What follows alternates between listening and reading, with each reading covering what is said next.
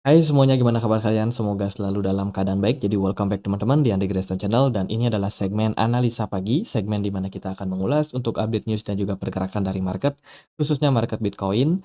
Teman-teman, hari ini kita berada di tanggal 19 Maret 2024.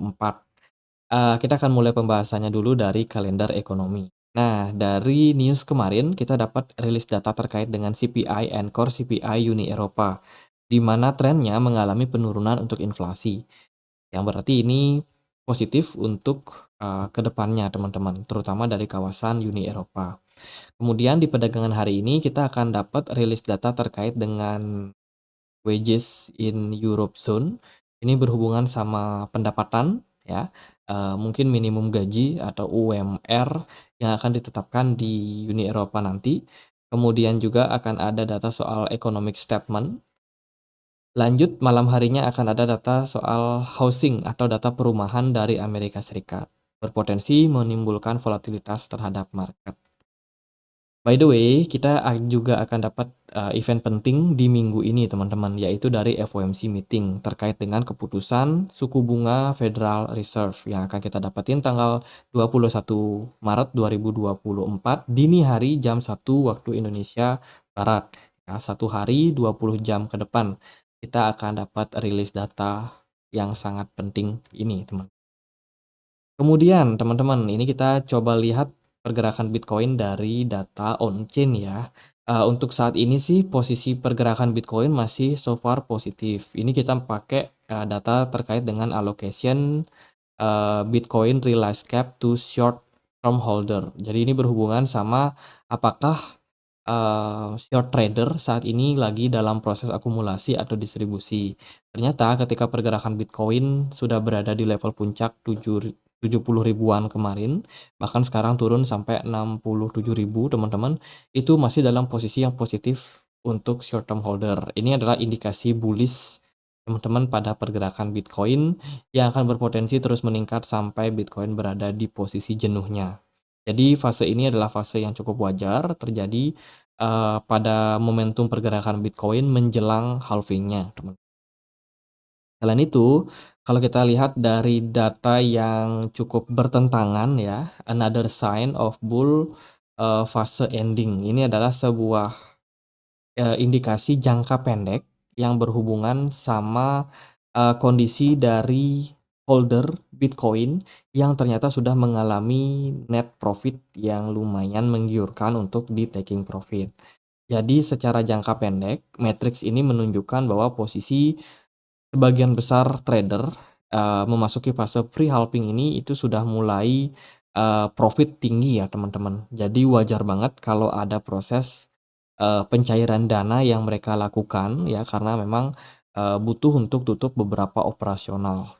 Ya, banyak trader yang melakukan hal tersebut jadi TP secara berkala. That's why pergerakan Bitcoin juga cenderung mengalami. Tapi overall ini cuma koreksi yang wajar yang terjadi pada market, teman-teman. Nah, untuk tambahan semangat kalian, teman-teman, kami Andre Greystone Channel itu ada kerjasama dengan CoinX dan akan membagikan sekitar 200 USDT kepada 10 pemenang dalam bentuk airdrop, teman-teman. Jadi ini bisa diikutin oleh siapa aja ya, teman-teman. Jadi silakan teman-teman yang mau dapat informasinya bisa langsung klik link yang ada di kolom deskripsi video ini. Jadi di link tersebut aku udah bikin Google Form-nya teman-teman, jadi bisa teman-teman baca. Jadi pada intinya adalah event ini akan dimulai tanggal 19 Maret, which is hari ini, sampai dengan 21 Maret 2023 jam 12 siang. Ya, jadi akan ada sekitar 10 pemenang yang akan berpeluang mendapatkan 20 USDT secara gratis. Event ini bisa diikuti oleh siapa saja, baik pengguna lama ataupun baru dari CoinX, nggak masalah. Teman-teman wajib untuk melakukan pendaftaran. Sudah cukup, tidak perlu melakukan KYC dengan KTP, cukup daftar aja dengan email dan password. Kemudian teman-teman wajib punya akun Telegram dan juga Twitter ya, wajib udah join di komunitas Telegram kita, nanti linknya juga akan ada di kolom deskripsi. Dan kegiatan ini itu tidak dipungut biaya ataupun tidak harus deposit di awal, teman-teman. Dan kita akan undi secara acak ya nanti. Itu aja sih, teman-teman bisa selesaikan beberapa misi yang sudah aku posting di bawah ya. Jadi yang pertama contohnya, saya akan kasih kata kunci di video tanggal 19 sampai 21 Maret. Kata kuncinya silakan teman-teman masukin dan kita akan sharing-kan, beberapa menit lagi teman-teman. Kemudian teman-teman juga pastikan sudah subscribe channel ini, jangan lupa subscribe.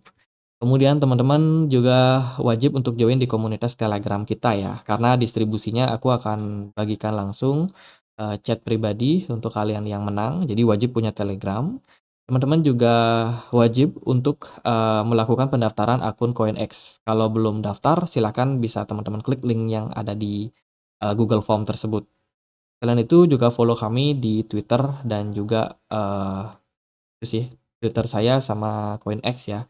Nanti kita juga akan posting, berita-berita terbaru, kalau ada airdrop lagi kita juga akan bagikan ke teman-teman. Udah gitu aja sih, gampang banget teman-teman. Jadi yang mau ikutan, langsung aja informasinya di link yang ada di video ini. Nah, untuk kata kuncinya apa? Kata kuncinya adalah Satoshi Nakamoto. Jadi tulis dengan huruf capital, tulisannya seperti ini. Teman-teman bisa pause video ini biar teman-teman ingat.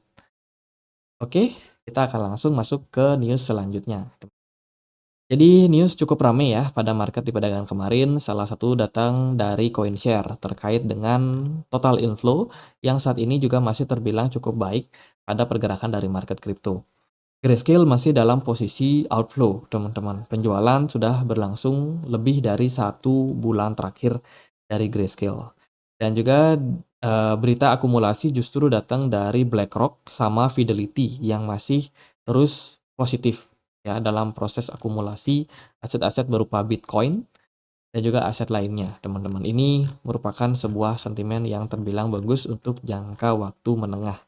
Kemudian berita datang dari ini dari Rusia, teman-teman.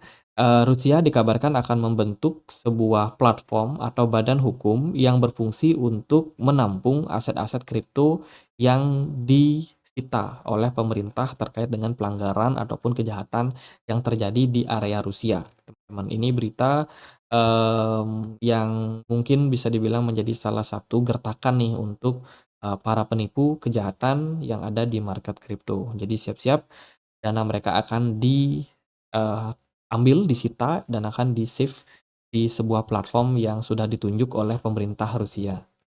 Kemudian berita juga datang dari, Chang Peng Zhao, facing potential prison time.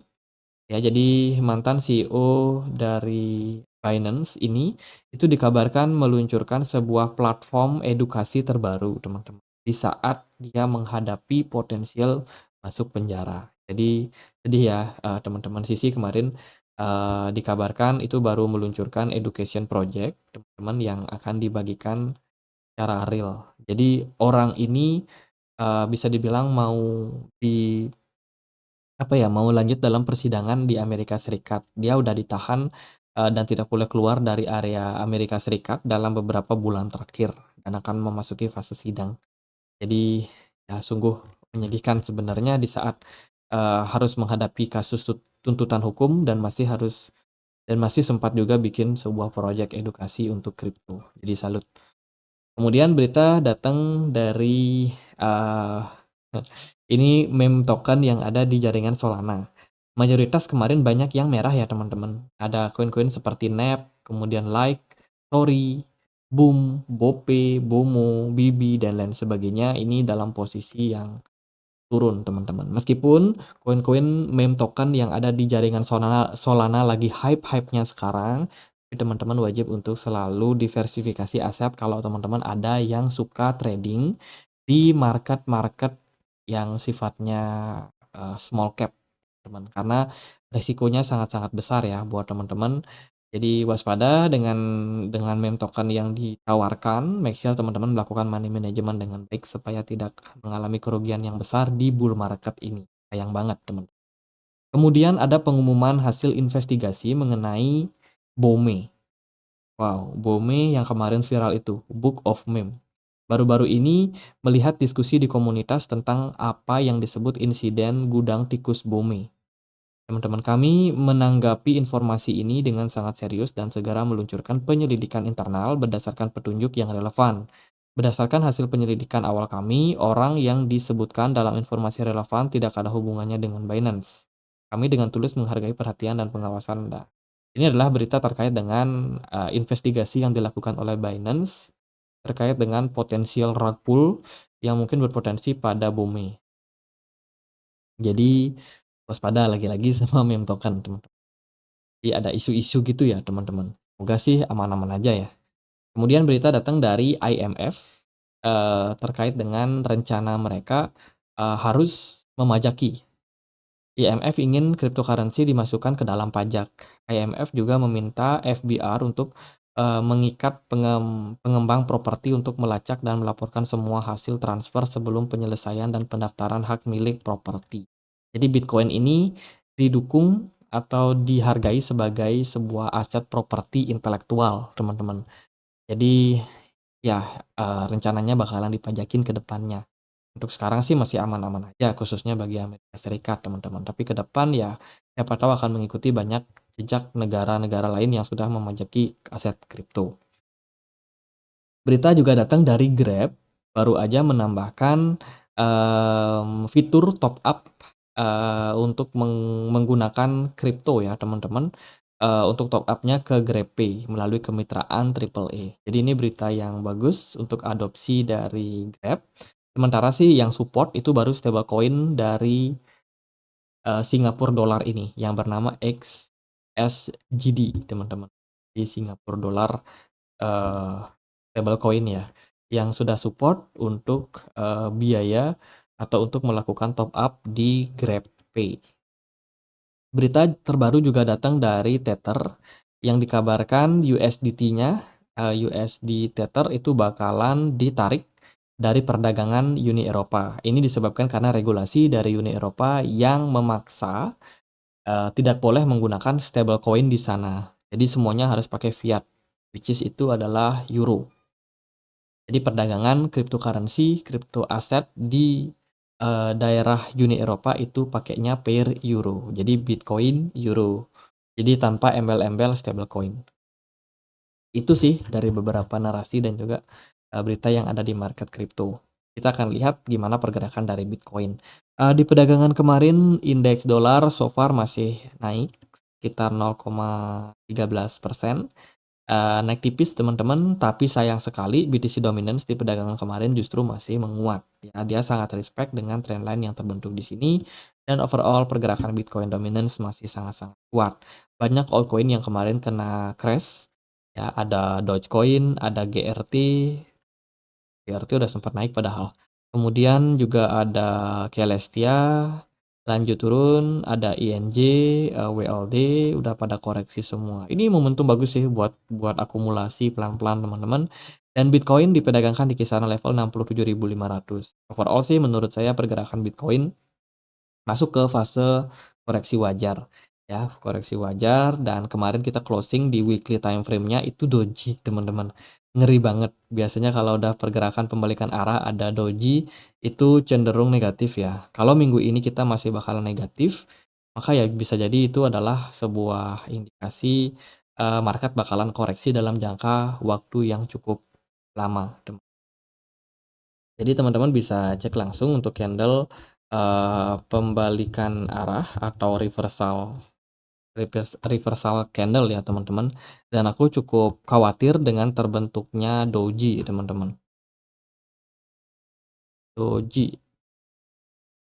biasanya sih ada banyak pola-pola yang disinyalir bisa menjadi indikasi pembalikan-pembalikan arah gitu teman-teman. Nah terutama pola-pola yang kayak gini rawan banget. Setelah doji kita close di candle merah itu bisa menjadi indikasi awal pergerakan koreksi yang lebih dalam dari harga sekarang. Makanya sebelum kita dapat closing time frame weekly nanti, ya jadi kita masih potensial nih sebenarnya untuk mengalami koreksi. Tergantung sih sebenarnya Bitcoin bakalan closing hijau atau closing merah di minggu ini. Jadi masih ada waktu teman-teman, ini juga masih awal minggu, ya jadi kita akan lihat gimana pergerakan dan juga respon dari market ke depannya. Sementara itu di time frame 1 hari, pergerakan Bitcoin sempat ketahan di kisaran level 65 ribuan. Kemarin sempat naik tipis, at the end kembali dalam tekanan. Smart money sih masih cukup bagus. MACD udah memberikan indikasi dead cross ya, sinyal buat koreksi terjadi pada market. Tapi kalau menurut saya sih karena kita masih dalam fase menjelang halving dan kemungkinan Bitcoin baru akan rally setelah halving ya teman-teman, seperti riwayat-riwayat sebelumnya. Jadi bisa jadi dalam beberapa bulan ke depan kita mungkin akan menghadapi fase yang stagnan seperti ini. Pergerakan Bitcoin potensial untuk koreksi dan juga mungkin akan ada momentum buat teman-teman juga bisa serok barang lagi ke depannya. Itu sih dari time frame 4 jam pergerakan Bitcoin juga cenderung agak korektif teman-teman, dan smart money-nya juga masih terbilang cukup lemah ya, untuk posisi sekarang. Di time frame daily pun juga pergerakan Bitcoin nggak terlalu kuat nanjak. Kalau kita perhatikan juga pergerakan smart money sangat-sangat minim sejak perdagangan 15 Maret kemarin. Jadi memang benar-benar lemah teman-teman untuk dorongan belinya pada pergerakan Bitcoin. Ethereum, koin-koin lain, altcoin juga semuanya pada terkoreksi. Kecuali Solana. Solana, baru aku cek dia sudah melampaui market cap milik BNB dan berada di posisi keempat. Jadi jaringan Solana lagi hype-hype-nya sekarang. Salah satu koin yang juga masih hijau sih di perdagangan belakangan teman.